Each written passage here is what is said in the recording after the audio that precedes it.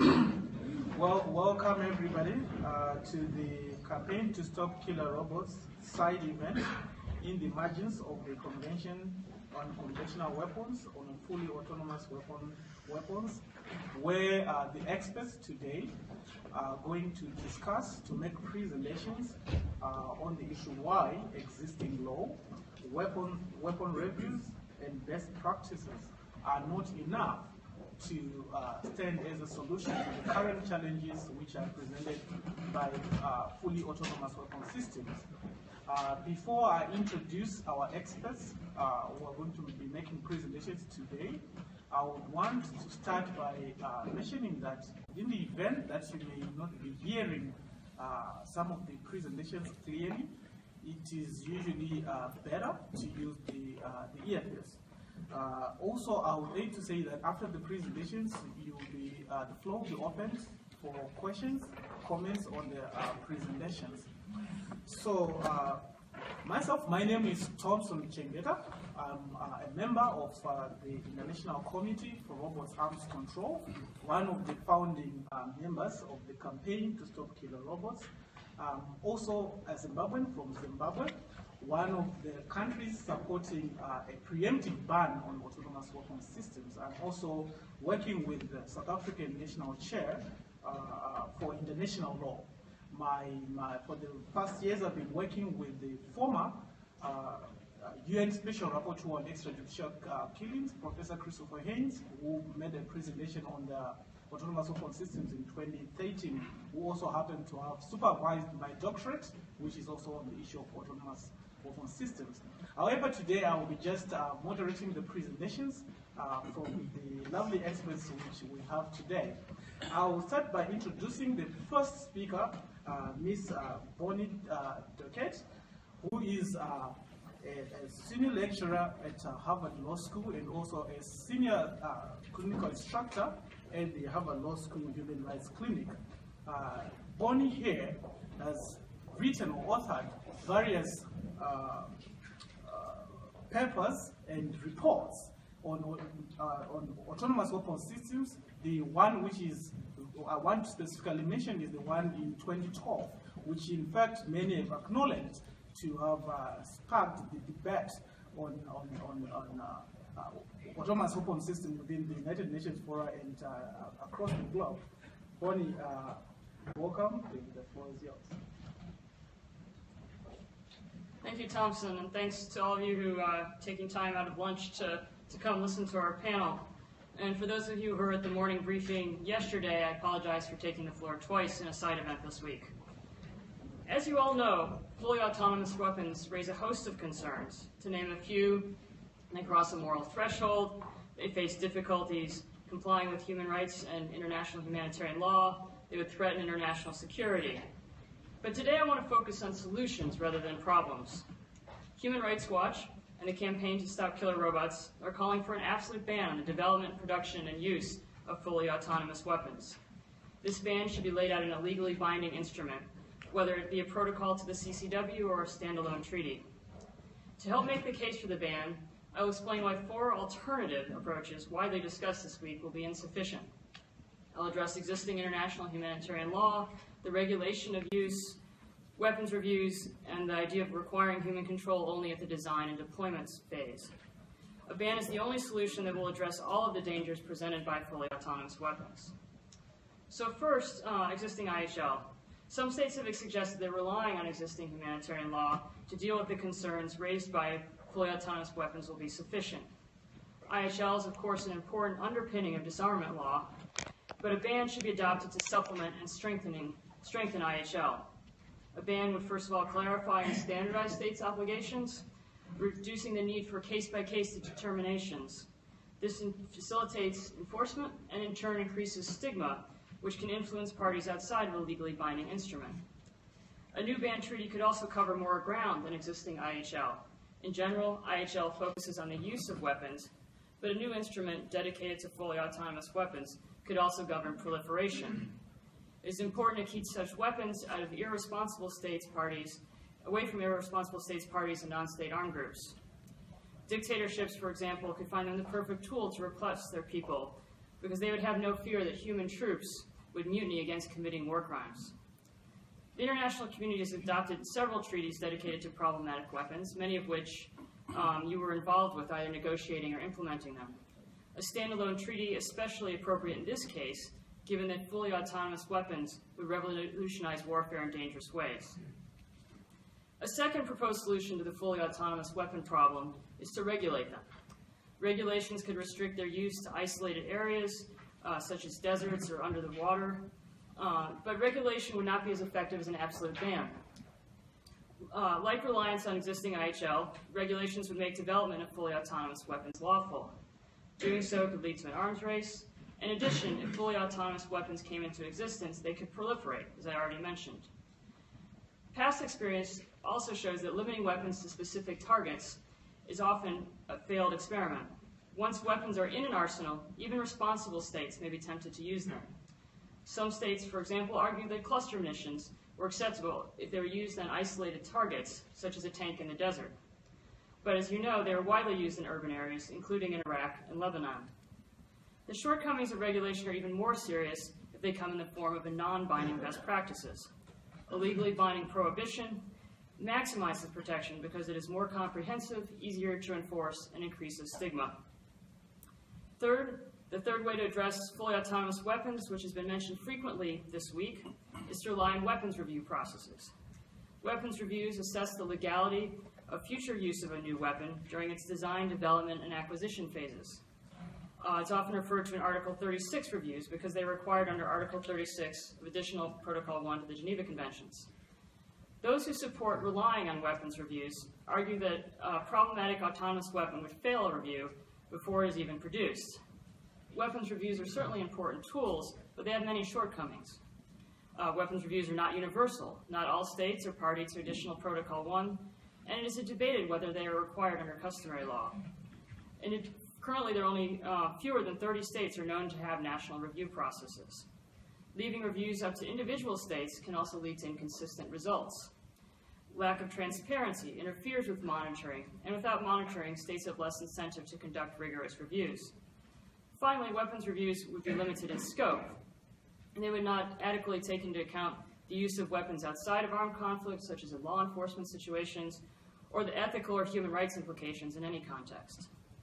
While strengthening weapons review is a good goal, CCW states should not let it distract from the urgent matter at hand, that is, addressing the dangers of fully autonomous weapons. Finally, while most states in this room agree human control over the use of force is essential, some contend control at the design and deployment phases would be sufficient. If control was confined to that stage, unpredictability would be almost impossible to avoid, and thus control would not be meaningful. The absence of meaningful control over the selection and engagement of targets would lead to several dangers. It would make compliance with international humanitarian law and international human rights law very difficult. Compliance with international law requires the application of human judgment to decisions about the use of force in specific cases. Lack of meaningful control would also create an accountability gap. It'd be unfair and legally difficult to hold commanders, programmers, manufacturers legally liable for the unpredictable actions of a machine. It would also cross a moral threshold not to have human control. Fully autonomous weapons would find it challenging to follow pre-programmed ethical frameworks in unforeseeable situations, and thus humans would be ceding control over life and death decisions. To be meaningful and effective, and to avert these dangers, human control should be exerted over individual attacks, not merely at the design and deployment stage of the weapon. And I would note that such a requirement is the same as a ban on the use of fully autonomous weapons, i.e. weapons that select and engage targets without meaningful human control over individual attacks. Of all the alternatives on the table, only a preemptive ban would effectively address all the concerns about fully autonomous weapons raised at CCW this week. It would promote compliance with IHL and human rights law, prevent development, proliferation in an arms race, avoid creating an accountability gap, and preserve human control over life and death decisions. So I'd be happy to answer more questions, and I also want to, Thompson said there's a new report out that's still available at the side of the room that addresses these issues and many others, including the dangers of fully autonomous weapons and other reasons why a ban would be timely and effective. So thank you very much. Thank you very much, Bonnie, for that presentation. And in regards to the report which she mentions, in case the copies are finished, it's also available online. I will take this opportunity to rush to introduce Ms. Maya Braham, who's from the Geneva Academy of International Humanitarian Law, where she's a researcher in weapons law. And also, she's led research project at the UN Institute for Disarmament Research, and also has worked as a protection delegate for the International Committee for Red Cross, and has consulted with a number of NGOs, including NGO Article 36, which is also one of the members of the campaign to stop killer robots. Ms. Blim, Thank you very much, Thompson, and thank you to the campaign to stop killer robots for inviting me today to present some of the findings of a study that I just completed and which will be published early next year at the Geneva Academy, and which examines the legality of autonomous weapon systems from an international human rights law perspective, including in situations of armed conflict. So the study touches on a range of issues, but in keeping with the topic of this side event, I will focus on two types of challenges raised by increasing autonomy in weapon systems to the compliance with international norms for the protection of the human person, and that, in my view, point to the need for additional explicit legal restrictions or requirements to ensure that human agents retain meaningful human control over the use of force. The first challenge relates to the deferral of human intervention or the diffusion of human control in the use of force, and which affects the applicable law. And the second one relates to the legal requirements, the legal requirement not only to refrain from arbitrary killings, but also to account for how and why people are targeted or killed. And the scenario that forms the backdrop to much of the discussion in the study is that of the use of autonomous weapon systems to secure perimeters or boundaries or even international borders, so-called sentry or patrol autonomous systems. Such systems in the imaginaries of proponents are often portrayed as a priori unproblematic, among other reasons because they assume that these zones would be free of objects, including human body-shaped objects, that cannot legally be made the target of an attack. And what I find intriguing in these imaginaries is that they reflect an assumption that the killing in these situations would be governed by IHL, humanitarian law, that is, that the weapon systems would be used as means of warfare in the conduct of hostilities. And I was struck by parallels in the rhetorics of proponents to other situations of automated killing, or so-called kill zones, that we know from the past. And here I have put in an illustration of the kill zone at the inner German border during the Cold War, which contained mines, anti-personnel mines, and what they called other automatic systems, but which turned out to be mines later on. But what's interesting here is the justifications by people who were involved in the maintenance of these systems are very similar to what we hear today by proponents of sentry systems. And specifically the inner German border situation has been examined by by different human rights bodies, and they have all found this regime to be in flagrant violation of international human rights law. So the first challenge that I would like to address today is I would like to problematize this presupposition that autonomous sentry systems killing by means of such systems would be governed by the rules on the conduct of hostilities, and perhaps just schematically we can distinguish between a law enforcement paradigm and the conduct of hostilities paradigm. I don't expect you to read all this, but I think what's important to retain from the rules that apply to law enforcement, including during armed conflict, is that it leaves, in my view, no scope for categorical targeting, whereas there is limited scope for categorical or so-called status-based targeting in a conduct of hostilities framework. Now, in present-day armed violence situations, it is often contested whether the use of force should be assessed against a law enforcement or a conduct of hostilities framework. And we can easily imagine that a centrally autonomous weapon system could encounter both situations, including if it is deployed along an international border, for instance. So that even during armed conflicts, for the use of force to be governed by the law on hostilities, it has to be designed or intended to serve the military goal of a party to the armed conflict. It means what we often call, there must be a belligerent nexus. And in some situations, this belligerent nexus cannot be presumed. For instance, if the autonomous weapon system was not initially activated by a human agent with the conduct of hostilities in mind, or if a party to an armed conflict does not in fact exercise sufficient control over the system to use it as a means of warfare against another party to the conflict. And so in these cases, the use of force would remain governed by the default paradigm, which is the law enforcement paradigm, which leaves, in my mind, no room for categorical targeting.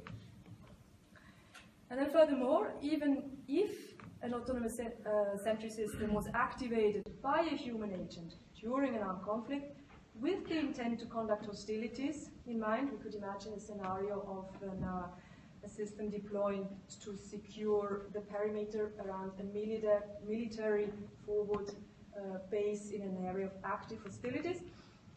That even in this situation, specific force applications would need to proceed according to the law enforcement model in situations where the user state, by means of the system or otherwise, it exercises control over the circumstances that allows for a differentiated use of force.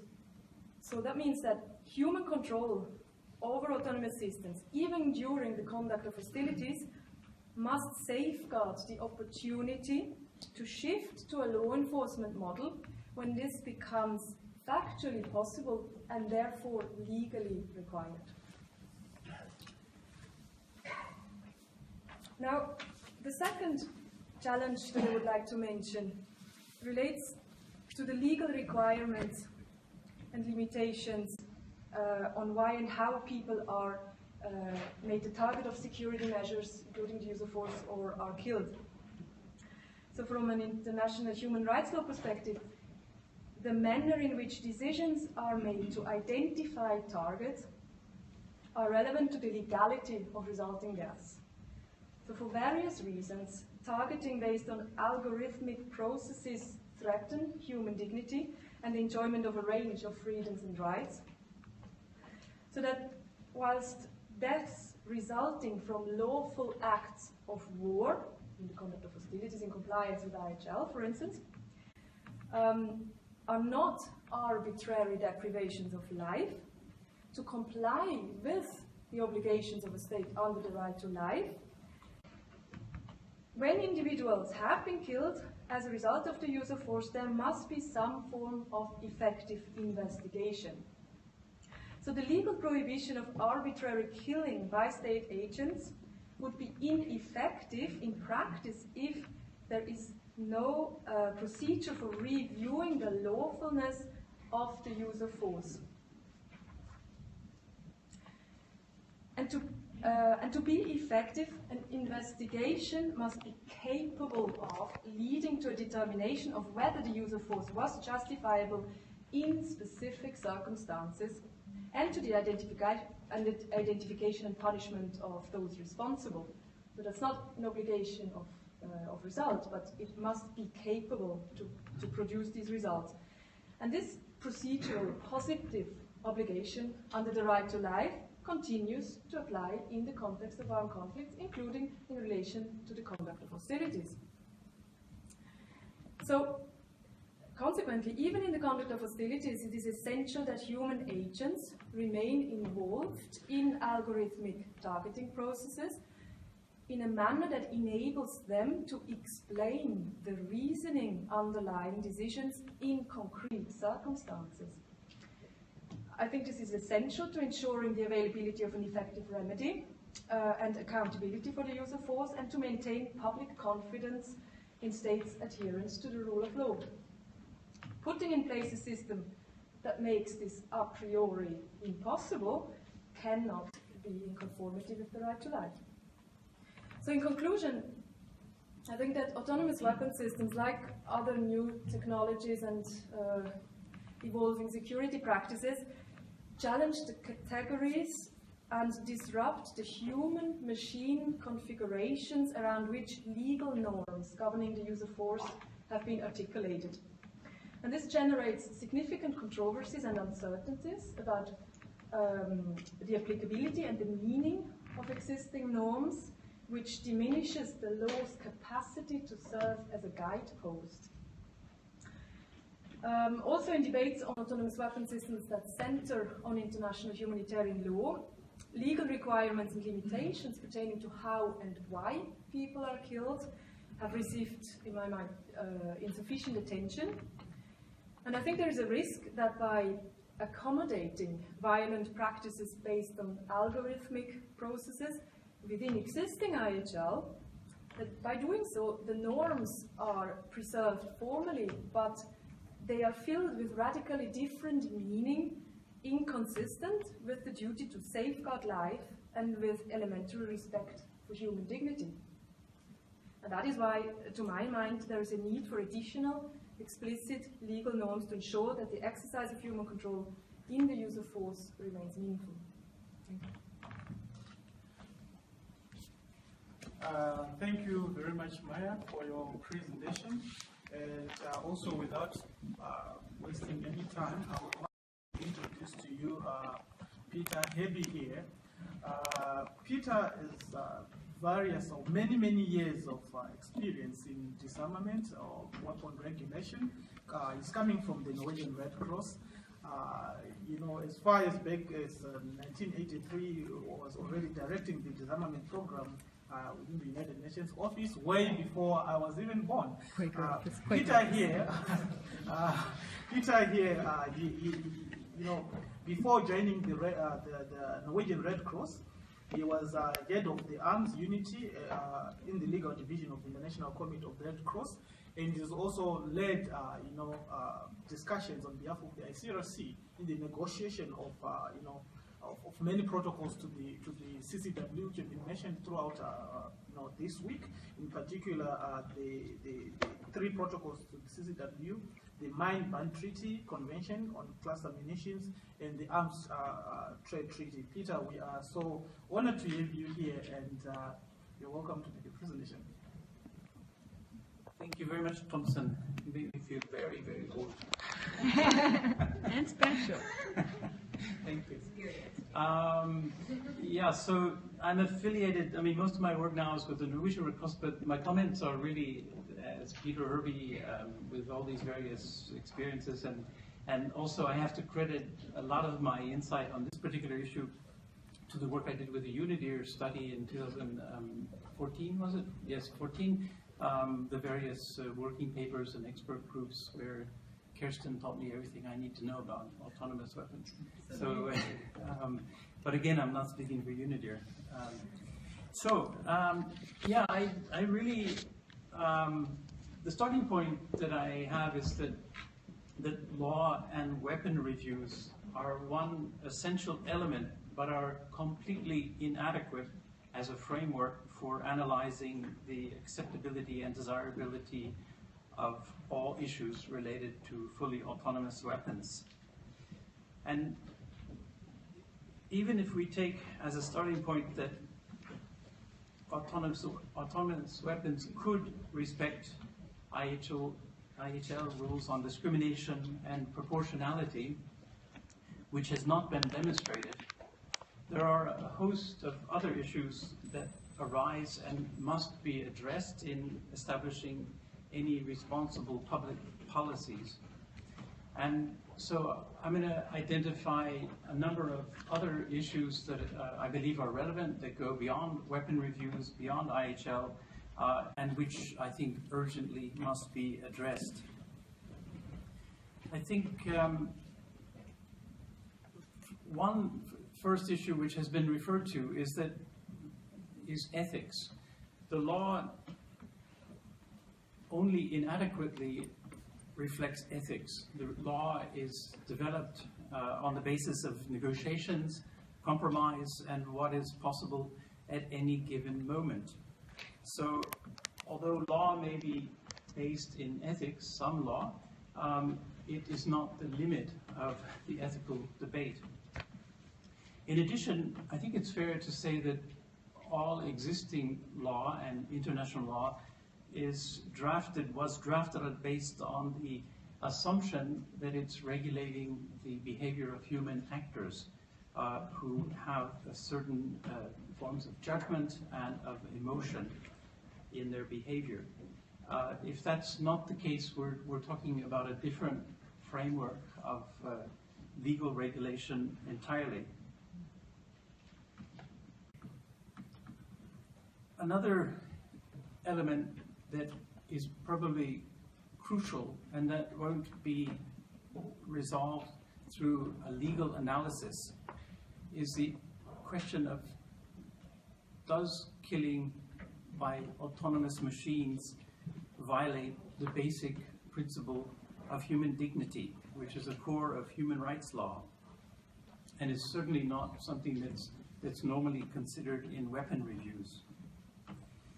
In Christoph Hein's 2013 Special Rapporteur's report, he highlighted that the human must make a decision on the responsibility to initiate lethal force, and that to delegate this to machines and precluding human deliberation, even if it were feasible, dehumanizes warfare even further. Machines, as we know, lack both morality and mortality. One of Hein's most important conclusions was that human dignity is an overriding consideration, even were lethal autonomous weapons able to fully respect the rules of IHL and only target combatants. He concludes that if they are deemed not to respect human dignity, quote, no other consideration can justify the deployment of lethal autonomous systems, no matter the level of technical competence at which they operate.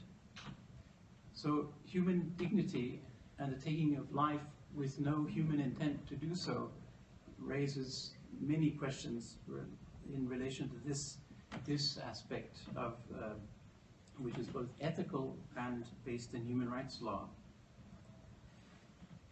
One of the things that came out in the UNIDIR meetings was also that human emotion has been shown empirically to be an essential element of good decision-making. Behavioral studies that were presented involving people devoid of emotion due to traumatic brain injuries showed that such persons have difficulty in making good decisions and adjusting their thinking based on new circumstances. So the emotional element of human decision-making is relevant to getting good results. Another element that will not easily be dealt with in a legal-based approach is accidents. We've seen the new UNIDIR report, which presents in great depth the complexity, the likelihood, and the unpredictable nature of complex systems and accidents which they will cause, of unforeseen event, the interaction behind the scenes of various complex systems, which is known to be hard to predict and will create results that may be quite unexpected. So, given that light, that fact alone, how in the world will an Article 36 or any other legal review take that into account? How can you review things that are unpredictable? If you can't reach conclusions, or the conclusion must be to exclude that option. Probably of fundamental importance as well, and again, not a legal consideration, is the implications for the future of warfare and for the legitimacy of military operations and the role of armed forces within human societies. As is obvious, the deployment of fully autonomous weapon systems has the potential to fundamentally change the nature of warfare. There are issues that arise when projecting this into the future that have, for example, the question of proliferation. Not only the proliferation of users, but the proliferation of producers. In relation to the proliferations of users, one must expect that these systems will be used against you.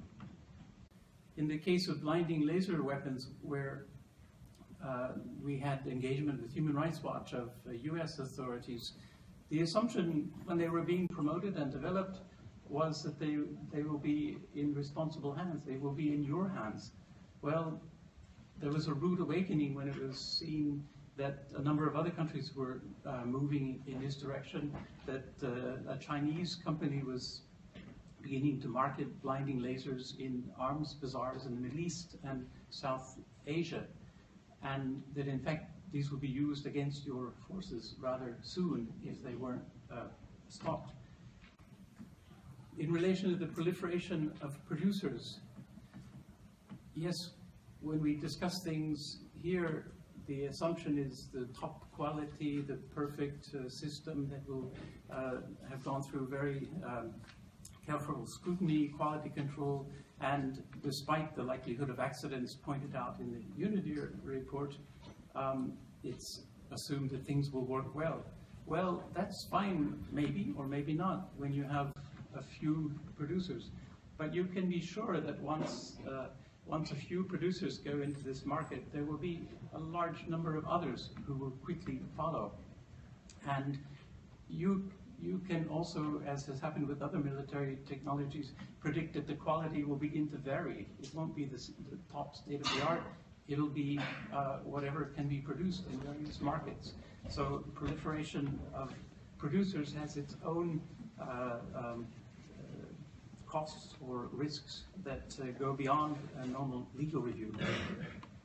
Other issues relating to the nature of warfare, speeding up yet further the speed of warfare. Is that something that is desirable? Accidental wars. One of the things that was brought into the Unity meeting was the deployment of systems which didn't know that a conflict had ended and continued to fight, or a system which was activated unintentionally or fired unintentionally and started a conflict. There is a potential for inadvertent or accidental wars through the deployment of such systems.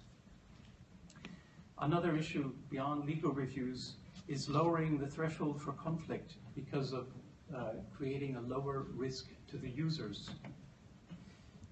That leads to a number of other issues to do with asymmetric warfare and its implications. Basically, the deployment of such systems at a distance, which is somewhat the case already now with remotely controlled weapon systems, is on invulnerability and its consequences. Throughout the history of warfare, every attempt to create invulnerability has triggered a response. No one wants to accept invulnerability of the others.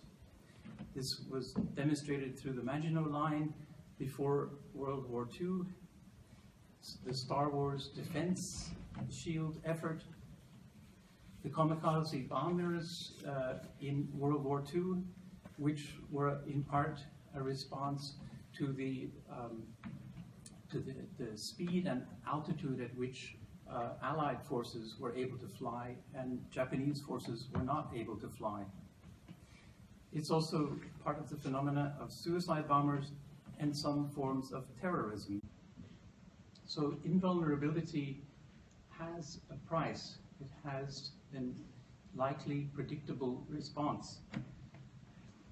Probably the best quote I've seen on this comes from a US Marine Lieutenant Brendan Mills writing in Foreign Affairs. He says, in the age of cyber attacks and terrorism, we need to look for policies that seek to further insulate our non-combatants, rather than to serve them up as the only viable targets for our enemies to attack. My friends and I signed up so that our enemies will fight us instead of our families. And I worry that if humans don't fight wars, we'll have more wars, and our families will be the enemy's primary targets. In other terms, it's worth reflecting on the fact that since ancient times, armed forces and fighters have been accorded privileged roles in society, in part due to the extraordinary level of courage expected of them. If this is eroded and armed violence becomes a technical occupation exercised at a distance, how will this affect the legitimacy and acceptance of military operations? So to sum up, autonomous weapons and invulnerability carry risks of engendering instability for all instead of security. I think from what I've said, it's clear that there are fundamental issues involved that go far beyond the scope of IHL and Article 36 reviews. These fundamental principles that are at stake include the fundamental principles set out in the UN Charter, including the maintenance of international peace and security and respect for the dignity and worth of the human person. It's yet to be demonstrated whether the CCW framework, international human rights frameworks, or any discrete approach to this issue will be adequate. Perhaps this is a subject that requires a political perspective as well.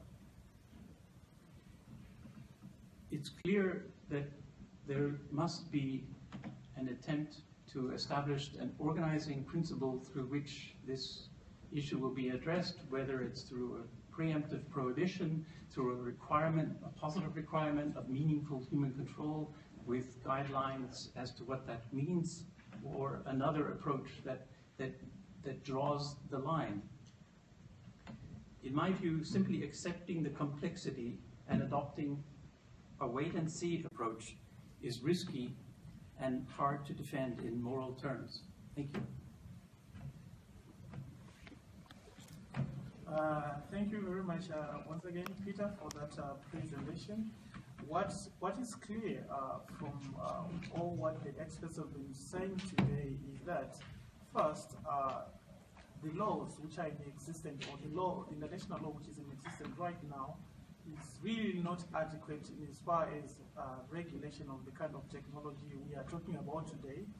And secondly, when you are looking at the issue of autonomous weapon systems or killer robots, so to say, this is an issue which should not only be looked from a legal perspective, but also from a moral perspective, where other considerations should also be taken into account.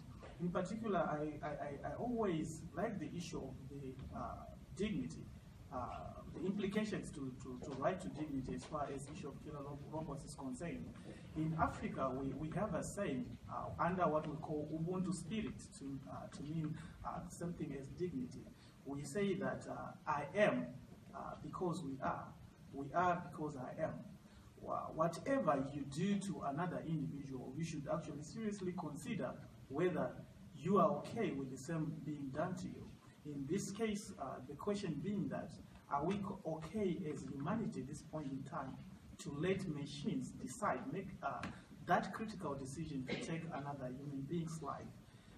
And if you consider also the arguments which Maya was giving here, especially in particular that there is a risk of proliferation of this kind of weapons being used outside the context of armed conflict, that is during peacetime, you have a more case where you find violations of human rights being more likely. It is in this regard that the campaign to stop killer robots continues to urge states and stakeholders who are also in this room to support the call for a preemptive ban on this kind of weapons. Having said that, I would want to open the floor for comments and questions in regard to the presentations from our experts.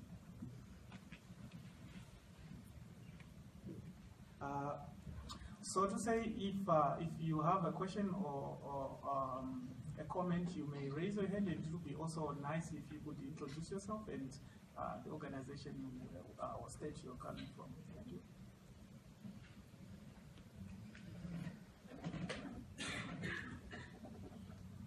Yes, I'll take that question, Rebecca. Thanks. Neil Davison from the International Committee of the Red Cross. My question, well, thanks a lot for the presentations. My question is about possible approaches to addressing the issues you've raised that go beyond the legal issues, but also the legal issues as well. I guess it gets to the framework of whatever the work's agreed for next year. And do you think, what do you think are the different benefits or risks of the two different approaches that have been proposed? One is the sort of positive obligation for human control and defining what that is, and the other being more the kind of, I guess, the negative prohibition of a specifically defined category. So yeah, that's just a question for thoughts from any of the panel, please.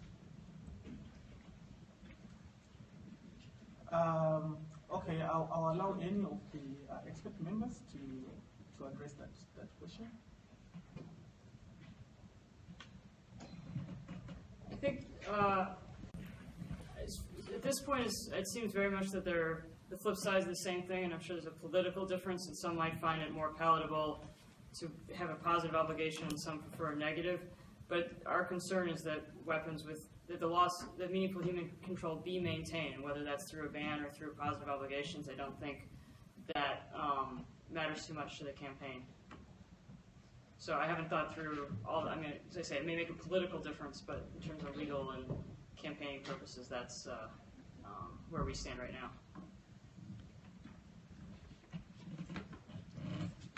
Just to add to that, obviously it's difficult to decide at this stage, but it would seem to me that a priori a definitional exercise, a definition of something that we say we don't know, and is going to be, I think, inspired by hypotheticals and imaginaries of various people. And if we focus on a positive requirement of that ensures that human agents retain meaningful human control, we can base the entire exercise on what we know. We know what today we expect of states to assume in terms of responsibilities vis-a-vis their own citizens and other state citizens, and I think that's a very different starting point that gives agency to us and enables us to work from a legal basis and the ethical considerations and security considerations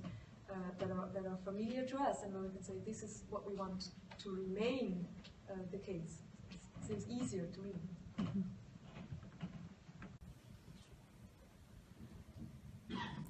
Yeah, I think, in a way they're the flip side, but I think what's crucial is that there's clarity about what meaningful human control means, for example, and is computer programming an adequate form of meaningful human control, especially in light of the propensity for accidents of complex systems that the Unity report highlights. Can that be considered meaningful human control? Probably not. So I think what also is required is an assignment of responsibility for every aspect of the development, deployment, and use of such systems. We learned a lot about the concept of responsible design, that if you don't design it, and this doesn't apply only to fully autonomous systems, but to all kinds of automation. If you don't assign responsibility in advance in the design, production, deployment, and use processes, it will become difficult to conclude responsibility after the facts. And by making clear who is responsible at which point, you begin to have a precautionary responsibility because you know you will be responsible. You may not permit the same things to happen if it's already clear in advance that you are responsible than if you are part of a complex system and nobody knows who will bear the responsibility when things go wrong. Thank you very much for that. I'll take other questions.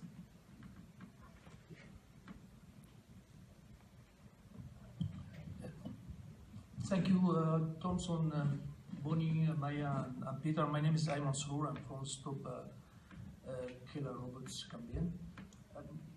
Thank you a lot, Peter, for mentioning the word conception ethics, because this is the reason why we are here, because this is the reason why this organization, the United Nations, exists.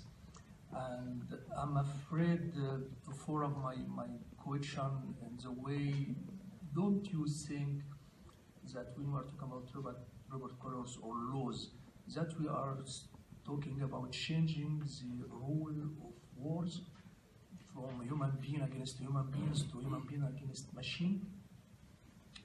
And for the last more than 60 or 70 years, we are struggling, the humanity is struggling to regulate the warfare through the IHL, through IEL, and other conventions and agreements, either national or international or even in multilateral. And today we are speaking about changing or throwing this away and putting a machine in front of a man to kill him by its own decision. And I think this is the most dangerous conception we have to consider when speaking about killer robots or laws. And the fact, yesterday, for instance, we had a discussion in this room, the same place. It was very useful one, and very respected delegate from UK, if I recall well, was saying, well, it doesn't exist yet a fully autonomous weapon, so why we discuss it? And for low-level IQ people like me from Middle East, I think the contrary thinking is, if it doesn't exist, so why you don't want to stop it? Why you don't want to ban it? It's much easier like this. The easy way is to make it in an ethical way, to continue the warfare, although we are against the war itself, but it's still human to human, not human to machine. On another point, maybe it's technical, Bonnie, maybe, we have learned it from many other weapons.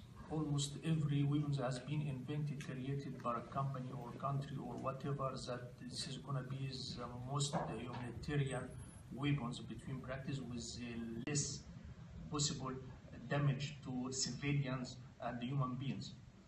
Landmines, cluster munitions, and many other weapons has proved the exactly contrary. When it comes to operations, as you exactly mentioned, Peter, it's completely different. It's completely different. And we're gonna hear again and again and again the same, the battle circumstances and environment and whatever, and when it goes to the Middle East because it's very hot and it's very sandy, so the robot is going to stop and work alone and take another decision because the man look like me, not like it has been created for. So this is something, again, will take us or take me to the last point about what I can name it, the easiness of saying no. And in particular for those respected delegates who are saying no for a GE, for GE, E for 2017 and discussion on the issue. It's so much easier to say no. As a father, I say it all the time at home. My 8-year-old said, okay, you always say no, no, no, give me a reason.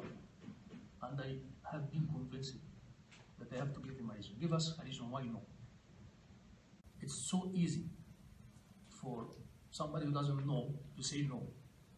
But here you are representing a respected countries with high level of knowledge, technology, and so on.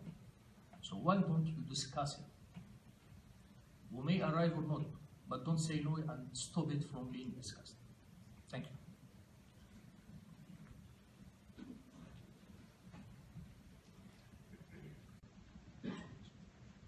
Just a quick comment in response to Ayman. I think it's the comparison with the discussions around landmines, cluster munitions, and many other weapons is an apt one. We've heard many of the same arguments. IHL is adequate. We don't need, we can limit it to certain circumstances. Appeared many times in this and other disarmament forums. So I think, in those cases at least, there was a ban that was agreed to internationally. So I think the same is true here.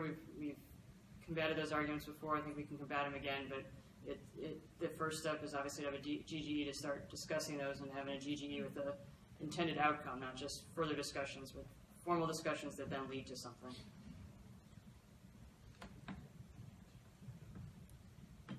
Yeah, just to pick up on one point you made, yes, I think if such systems are deployed and begin to proliferate, it's a whole new world in a sense. I'd say all bets are off. We're talking about a different form of warfare with all of the implications that I suggested. And indeed, prevention is a lot easier than cleaning up afterwards.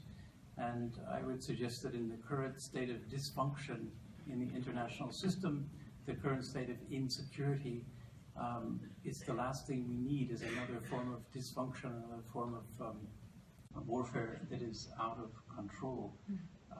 So there are probably not going to be many other chances to prevent. Thank you. Thank you very much for that. Just a quick maybe addition to that, in particular to your question whether we are having some kind of a new actor on the battlefield in form of robots. I think that is a very important point to make, especially in objecting the introduction of this kind of weapons or advocating for their ban, because to start with, the moment we start having a situation of asking whether a machine will be able to comply with international law, it being the one making decisions, a privilege which actually been that of human beings, we have a problem there, because the question might not necessarily be whether such machines will be able to make decisions which are in compliance with the law, but the question is, should they actually be allowed to do that? Because there are many people who are actually prohibited from participating in conflict or using weapons for various reasons. For example, child soldiers. Someone may argue that they may be able to comply with the law actually, but there are reasons why they are not allowed to participate in hostilities. For example, issues of accountability. If a child commits a crime, you won't be able to hold that child accountable. The same arguments can be made in terms of machines. The reason why a ban is the way forward in this particular circumstance. I'll actually take other questions and comments. Yes, from the back. Sorry, I arrived very late. And I tried to be understood with my own English. I'm a medical doctor, and a few years ago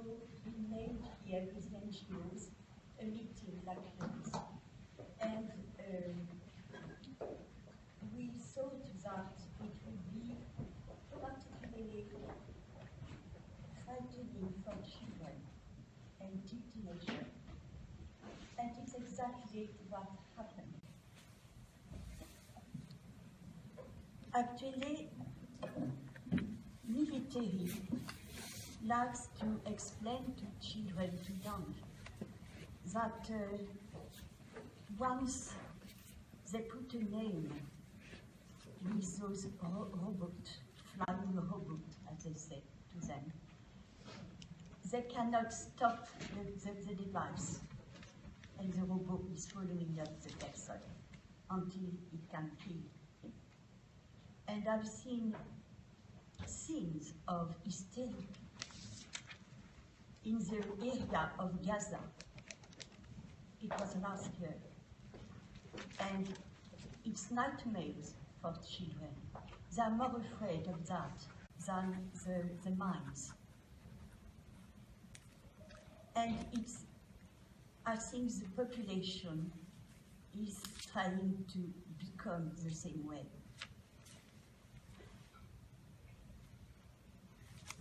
It's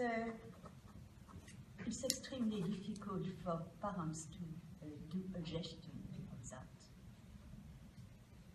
And I think we don't realize how much it can change the youth in their way of their vision of killing and their vision of what peace doesn't exist. And I would like to know if some of you have some experience like this. Now, I'm quite 40 years now of civil war as a medical doctor. And I think it becomes more and more frightening for everyone. Because we have that, and we have the fire. That's, you know, how it used to be this year, during the first part of the year in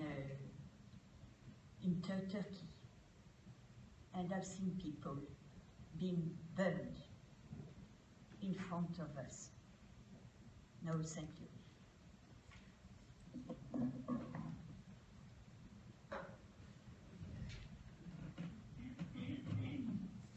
And I just take this opportunity to come back on a point that was raised earlier, and I think it also, in some sense, maybe ties into the comment that was made just now.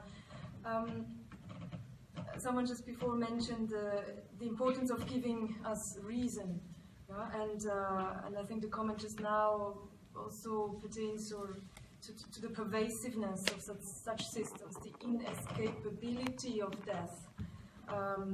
Or at least the sentiment of inescapability. And I think it's worth sort of recognizing these are not just sort of sentiments that can be brushed aside. They are already reflected in existing law as being problematic. I mean, clearly under human rights law, that is what is meant by there not being any space for categorical targeting, for instance, when the individual is no longer recognized as a unique, dignified being, but as a member of a category to which an algorithmic calculation has attributed that person. So we see this objectifying and dehumanizing aspect of algorithmic targeting, I think, is already captured today in legal restrictions on profiling, safeguards that need to be in place to avoid arbitrary interferences with rights and freedoms, and safeguards to ensure that any decisions, especially those that are irreversible, like those leading to death, are assessed in an individualized manner, and that there is the possibility for appeal. Now, granted, in the conduct of hostilities, this is alleviated to an extent, but I don't think it is completely eclipsed if we create systems that are so pervasive that I would actually say the distinction between law enforcement and conduct of hostilities is further eroded. And then I just also wanted to make a comment on what we discussed before about machines making decisions. I think maybe part of the discussion is somewhat muddied in my mind by our use of language, anthropomorphizing language, and I don't actually believe that whatever machines do is equivalent to the application of law. So machines do not make legal decisions. We can decide that in terms of the results, we accept them as legal because the results are the same as what would result from a human decision-making process. But I think treating as equivalent what happens in algorithmic automated decision-making to what is involved in the social and human processes at work when the law is applied, and you know, the whole construction of reality that we are always engaged in, that affects back on us as human beings, on all as us. It treats us as mechanical rule appliers and thereby removes an important infra-legal restraint on violence, which we again capture well in critiques that come from an ethical perspective. And there again we have disjoint critiques about autonomous targeting being an affront to human dignity because it affects us, as all of us, as human beings, in our understanding of what we are and what we do when we apply the law.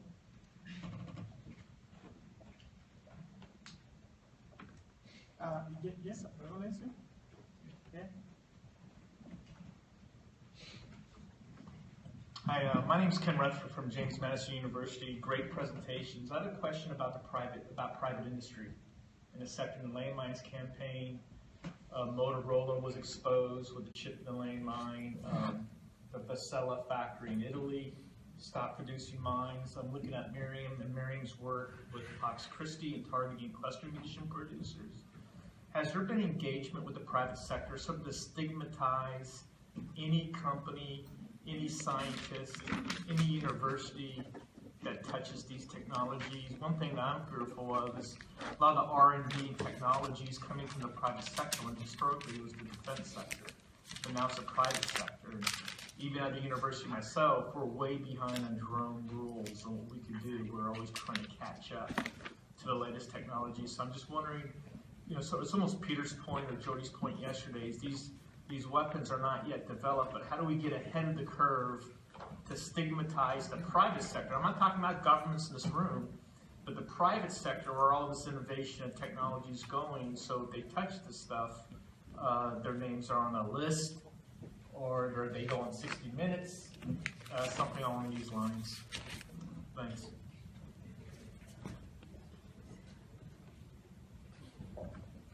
I can just say briefly, I believe it's going to be talked more about getting a nod at tomorrow's side event. So Toby Walsh. Toby Walsh will be here. So I encourage you to come tomorrow. Over there. Oh, sorry, Toby, I didn't see you. So there's actually only one real example of that. I'm an AI researcher, which is the company Boston Dynamics, which was acquired by Google. And if you've seen some of the terrifying YouTube videos of their latest robotic creations walking through snow and being pushed over, you can understand why Google quickly decided to follow their motto, don't do evil, and put the company up for sale shortly after that video came out. Okay. Maybe one more question. Anyone with another question or comment? Last chance. If there are any other further comments or questions, we would want to come to the end of today's event. But before I make any concluding remarks, I would want to mention that the campaign to stop killer robots do have another event in this same room at 1 o'clock to 14:30 tomorrow. We would really appreciate if your presence again tomorrow. In conclusion, what I would just want to mention and emphasize, and actually maybe urge some of the states who have not been, stakeholders who have not been making their positions known on this aspect, is to say, as many would agree, the issue or the debate on autonomous weapons system is actually reached that maturity point, and maturity point is for us now to move forward and try to make a decision. And given the reasons which have been discussed by some of these experts, especially the inadequacy of the law, the implications of the right to dignity, the dangers of proliferation of this kind of weapons. It is high time that we should actually move forward and support a ban, a preemptive ban of this kind of technology. For those who are actually opposing this ban, you would find most of them have these arguments where they say that at no point would they allow machines to make decisions to kill, as one is suggesting. The question becomes, if you are agreeing or you are in support that you won't allow machines to make decisions to kill, why not then support the ban to stop those fully autonomous weapon systems? I think that would be for today. Thank you very much for coming and your questions and comments. Thank you.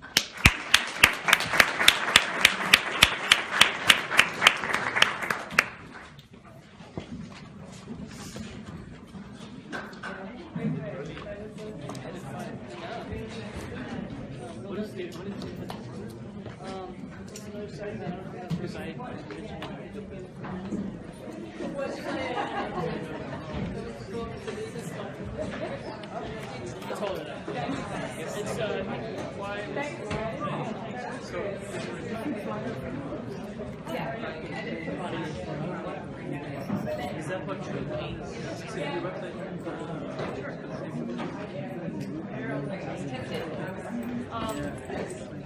I mean, it's sort of one of the things I think it just is maybe it's human intervention, maybe it's what they do. I think the I'm going to turn this off. Sorry.